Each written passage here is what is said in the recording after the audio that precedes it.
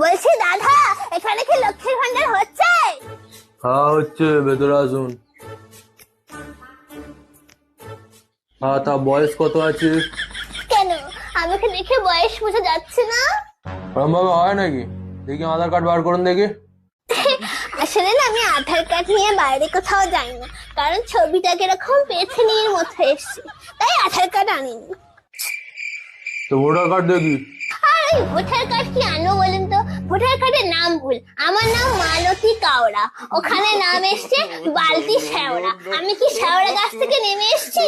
ওই জন্য আমি কিচ্ছু আনিনি, আমি একাই চলে এসছি। তো কিছু যেগুলো আনেননি, আপনি এসছেন কেন? আপনি বাড়ি যান। কিরকম মুখ করছে দেখো। আপনার তো লোকের দুয়ারে দুয়ারে গিয়ে বসা দরকার, এটা দুয়ারে সরকার। দুয়ারে না বসে স্কুলে স্কুলে বসছেন, তাহলে তো স্কুলের সরকার বলতে পারে। যত সব বেশি। বলছি দাদা,